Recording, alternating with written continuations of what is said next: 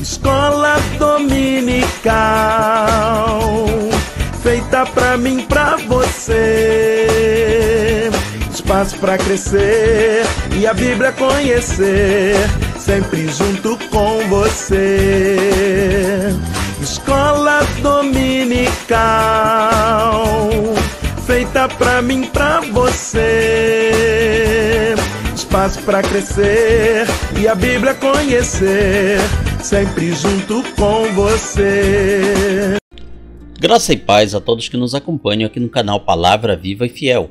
Vamos para o estudo da lição de número 4 da revista de adultos da CPAD, Casa Publicadora das Assembleias de Deus. A nossa lição tem como assunto promessa e obediência. O texto áureo está no Evangelho de João, capítulo 14, versículo 15. Se me amardes, guardareis os meus mandamentos. A verdade prática nos fala que a obediência a Cristo demanda bênçãos espirituais que influenciam diversas áreas da vida. A nossa leitura bíblica em classe começa no livro de Deuteronômio, capítulo 29, versículos 1, 9 a 12. Estas são as palavras do concerto que o Senhor ordenou a Moisés na terra de Moabe que fizesse com os filhos de Israel, além do concerto que fizera com eles em Horebe. Guardai, pois, as palavras deste concerto, cumpri-as para que prospereis em tudo quanto fizerdes. Vós todos estáis hoje perante o Senhor vosso Deus, os cabeças de vossas tribos, vossos anciãos, vossos oficiais, todo o homem de Israel, os vossos meninos, vossas mulheres e o estrangeiro que está no meio do teu arraial, desde o rachador da tua lenha até o tirador da tua água, para que entres no concerto do Senhor teu Deus e no seu juramento que o Senhor teu Deus hoje faz contigo. A leitura continua no Evangelho na Carta aos Hebreus, capítulo 8, a partir do versículo 6. Mas agora alcançou ele ministério tanto mais excelente, quanto é mediador de um melhor concerto, que está confirmado em melhores promessas. Porque se aquele primeiro fora irrepreensível, nunca se teria buscado lugar para o segundo. Porque repreendendo-os lhes diz: eis que virão dias, diz o Senhor, em que com a casa de Israel e com a casa de Judá estabelecerei um novo concerto, não segundo o concerto que fiz com seus pais nos dias que os tomei pela mão para os tirar da terra do Egito. Como não permaneceram naquele meu concerto, eu para eles não atentei, diz o Senhor. Pois este é o concerto que depois daqueles dias farei com a casa de Israel, diz o Senhor. Porei as minhas leis no seu entendimento, e em seu coração as escreverei. Eu lhes serei por Deus, e eles me serão por povo. Não ensinará cada um ao seu próximo, nem cada um ao seu irmão, dizendo: conhece o Senhor, porque todos me conhecerão, desde o menor deles até ao maior. Porque serei misericordioso para com as suas iniquidades, e de seus pecados e de suas prevaricações não me lembrarei mais. Dizendo novo concerto, ou nova aliança, envelheceu o primeiro. Ora, o que foi tornado velho e se envelhece, perto está de acabar. Antes de prosseguirmos para o comentário da lição, lembre de deixar o seu like, o seu curtir aqui neste vídeo. Nos ajude também compartilhando esta ministração com seus amigos, parentes e irmãos em Cristo. Nos ajude a espalhar a boa semente aos corações. A introdução do comentário nos fala que a Bíblia apresenta uma relação entre promessa e obediência. Ao longo das Escrituras, percebemos que a obediência é um princípio divino que não caducou no Novo Testamento. O que significa isso? Significa que mesmo na dispensação da graça, nós ainda devemos obediência a Deus em vários pontos. A divergência entre os diversos grupos cristãos é: o que devemos obedecer? Que regras ainda estão valendo e quais não estão mais valendo? Portanto, a obediência continua sendo requerida por nosso Senhor para vivermos promessas específicas de Deus neste mundo. O Deus que prometeu no Antigo Testamento é o mesmo que prometeu no Novo, e ao mesmo tempo exige do seu povo obediência à sua palavra. Entretanto, quais são os termos da obediência no Novo Concerto, conforme revelado no Novo Testamento? É o que estudaremos nesta lição. Primeiro tópico: a obediência no Antigo Testamento. Primeiro item: o concerto de Horebe. O concerto ou aliança feito por Deus com o povo de Israel no deserto de Horebe. era uma reafirmação das promessas que ele havia feito a Abraão e seus descendentes. No deserto do Horebe, também denominado de Sinai, ficou patente que o concerto divino exigia santa obediência do povo para que fosse bem-sucedido entre as nações. Se diligentemente, ou seja, com muita atenção, ouvirdes a minha voz e guardardes o meu concerto, ou minha aliança, então sereis minha propriedade peculiar dentre todos os povos, porque toda a terra é minha. Com isso, Deus estava querendo dizer o seguinte: todos os povos são meus. Até os povos que não me conhecem, não me reconhecem como Deus, eles pertencem a mim. Toda a humanidade é minha, porque fui eu quem a criei. Mas se vocês me obedecerem, povo de Israel, então vocês serão minha propriedade peculiar, ou seja, especial, dentre todos os povos. Pela santa obediência, o povo seria um reino sacerdotal, um povo santo. Isso significa ser um povo perfeito? Não. Mas seria um povo que estaria sempre buscando a perfeição, um povo separado, diferente dos demais. A nação de Israel deveria obedecer os mandamentos do Senhor para viver as promessas em toda a sua peregrinação do deserto. Ou seja, o recebimento completo das promessas dependeria da obediência do povo de Israel ao que Deus lhes mandasse fazer. Segundo item, o concerto nas campinas de Moabe. Muitos anos se passaram depois do concerto de Horebe, e a maioria dos peregrinos, ou seja, as pessoas que haviam recebido aquele concerto, aquela aliança, havia perecido no deserto. Mais de 3 décadas, quase 40 anos tinham se passado. Então Moisés reuniu novamente o povo, agora nas campinas de Moabe. Estavam na fronteira da terra prometida, e esta nova geração estava prestes a entrar nessa terra. Estas são as palavras do concerto que o Senhor ordenou a Moisés na terra de Moabe, que fizesse com os filhos de Israel, além do concerto que fizera com eles em Horebe. A exposição básica desse concerto pode ser vista no livro de Deuteronômio, capítulos 4 a 26.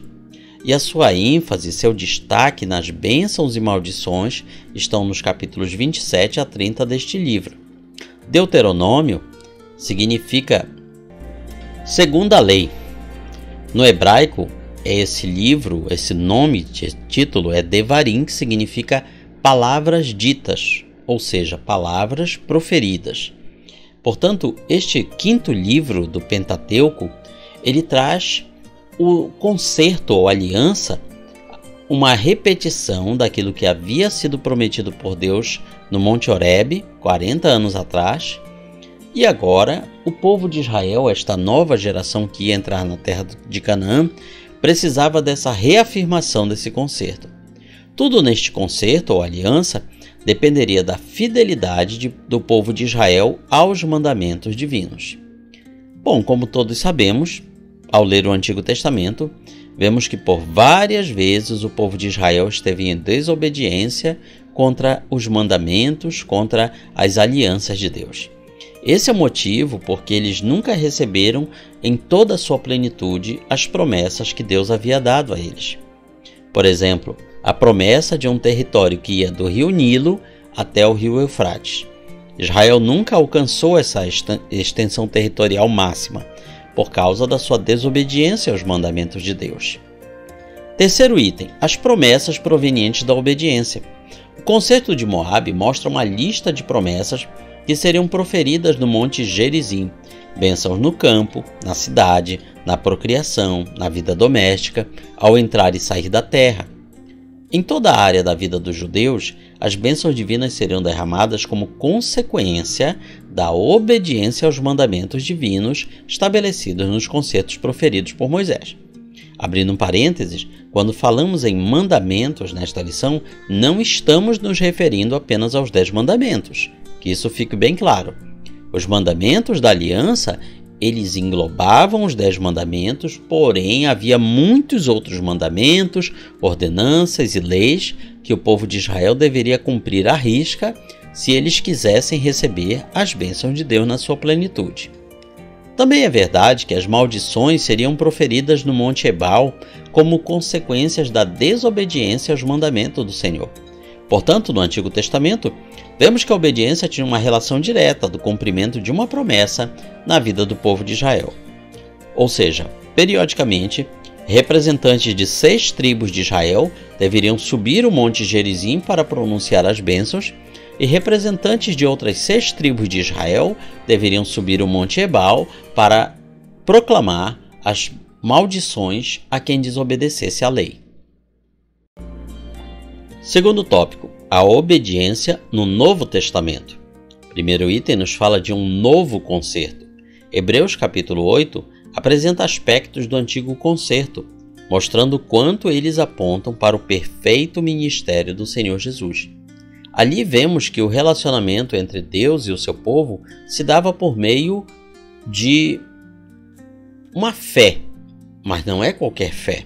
Uma fé manifesta pela obediência aos mandamentos da lei e a observação do sistema de sacrifício do Antigo Testamento.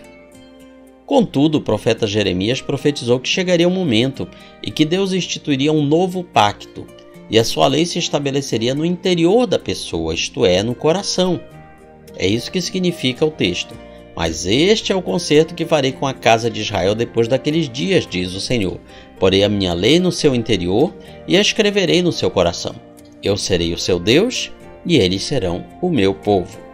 Portanto, aqui esta profecia já apontava para o fim do primeiro concerto, da primeira aliança, daquele primeiro pacto. E agora nós temos diante de nós uma nova aliança, um novo concerto. Segundo item, Jesus Cristo, o mediador. O Senhor Jesus é o mediador que estabelece o novo concerto, o novo pacto, profetizado pelo profeta Jeremias. Abrindo um parênteses, o primeiro pacto veio através de Moisés. O segundo pacto vem através de Jesus. Em vista disso, podemos afirmar que o novo pacto é uma promessa de graça e amor de Deus, ao que o responde com arrependimento e fé à oferta de salvação.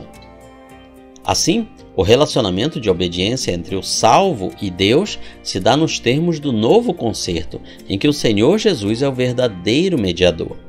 Portanto, Jesus ele surge não simplesmente como um profeta, não simplesmente como um fazedor de milagres, mas como um legislador, como alguém que vem trazer uma nova lei, uma nova aliança. Podemos fazer uma comparação com a Constituição do nosso país.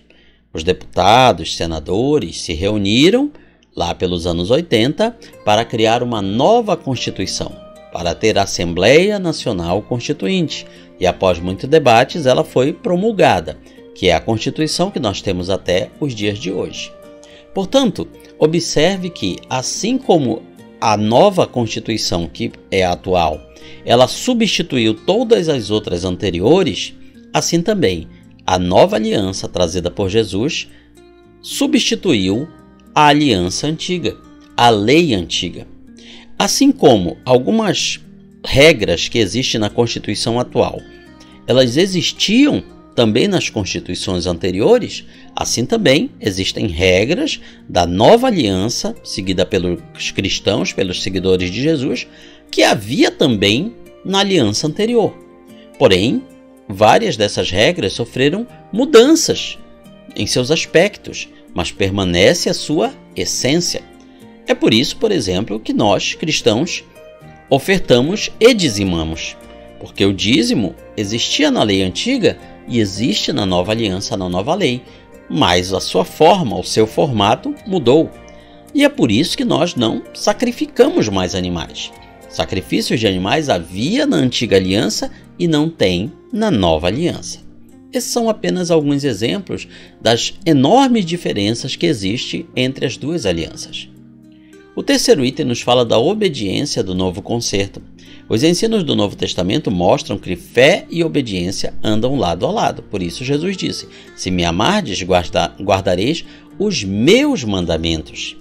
Alguém poderia dizer: mas os mandamentos de Jesus são os mesmos que já havia no Antigo Testamento. Será mesmo? O Antigo Testamento ele falava de amar a Deus e de amar ao próximo, mas não como os dois principais mandamentos. Já na Nova Aliança, amar a Deus e ao próximo são os maiores de todos os mandamentos. E amar ao próximo apesar de já existir na antiga aliança, agora ele surge na nova aliança diferente. Jesus não diz simplesmente ame o seu próximo como a você mesmo. Lá na frente ele vai dizer amem uns aos outros como eu amei vocês. Isso não existia na antiga aliança. Não tinha nenhuma ordem na antiga aliança, Deus dizendo para as pessoas amem-se uns aos outros como eu amei vocês. Não havia essa regra na antiga aliança. Agora na nova aliança tem. A expressão guardareis os meus mandamentos também pode ser substituída por obedecereis. Isso significa que o nosso amor pelo Salvador, que foi primeiramente obediente ao Pai, não pode ser apenas de palavras, mas em atos de obediência. Até hoje, algumas pessoas ainda se questionam como pode Jesus obedecer ao Pai se ele é Deus. E o que nós podemos responder sobre isso? Deus, ele só obedece a ele próprio. Ele só obedece a Deus. Deus só obedece a Deus. Por isso, Deus Filho obedece a Deus Pai. Essa forma de obediência entre Deus Pai e Deus Filho é o exemplo para todas as criaturas, anjos e homens, para que todos saibam como obedecer a Deus. Dessa forma, podemos desfrutar de bênçãos espirituais provenientes de uma vida de obediência a Deus e sua palavra. Ou seja, o desfrutar dessas bênçãos depende da obediência. Terceiro tópico: bênçãos provenientes da obediência a Cristo. Primeiro, bênçãos espirituais. No Novo Testamento, é o Espírito Santo que rege a vida dos que fazem parte do novo concerto por meio de Jesus, mediante a fé. Nesse contexto, aprendemos que uma vida de obediência a Cristo, mediante a obra do Espírito Santo, demanda bênçãos de natureza espiritual que abarcam todas as áreas da nossa vida. Assim escreve o apóstolo Paulo aos Romanos 14:17, porque o reino de Deus não é comida nem bebida, mas justiça e paz e alegria no Espírito Santo. Segundo item, justiça e paz. Quem obedece a Cristo vive piedosamente em sua presença e em justiça. Dessa forma, temos uma vida de retidão proveniente da fé e da obediência a Cristo, pois fomos justificados e santificados por Deus. Então, a paz que excede todo entendimento torna-se realidade em nós. É aquela paz que o Senhor Jesus falou aos seus discípulos em João 14:27. Deixo-vos a paz, a minha paz vos dou, não vou lá dou como o mundo a dá. Não se turbe o vosso coração, nem se atemorize. A paz que Jesus nos dá é diferente da paz do mundo. Ela não depende das circunstâncias estarem favoráveis, não depende do nosso bom humor, da nossa boa situação. É uma paz que existe apesar de todas as situações difíceis e circunstâncias. Assim, a obediência a Cristo gera em nós justiça e paz em meio às turbulências do mundo. Terceiro item, a alegria no Espírito Santo. A alegria proveniente de uma relação com Cristo é a marca da vida de quem anda na justiça e tem a paz de Cristo. A Bíblia mostra que a alegria é um fruto do Espírito Santo. Conforme nos ensinam as Escrituras, essa alegria não está condicionada aos ambientes externos da nossa vida. É consequência de uma vida cheia da presença do Espírito Santo. Essa presença nos enche de alegria, ou seja, nós não dependemos de fatores externos, a alegria já está dentro de nós. Nós temos motivos para estar alegres, não importam as circunstâncias. Concluímos nesta lição, estudamos a respeito da obediência como relacionamento com Deus, tanto na perspectiva do Antigo Testamento quanto do Novo. Vimos que, a despeito do novo pacto ter superado o antigo, o princípio da obediência a Deus e a sua palavra permanece o mesmo. Dessa forma, há promessas de justiça, paz e alegria no Espírito Santo para quem obedece aos mandamentos do Senhor Jesus. São promessas condicionadas à nossa obediência a Cristo. Aqui está, portanto, um resumo da nossa quarta lição, revista CPAD, classe de adultos. E na sua escola dominical você vai aprender muito mais. Comente, curta, compartilhe este vídeo, nos ajude a espalhar a boa semente aos corações.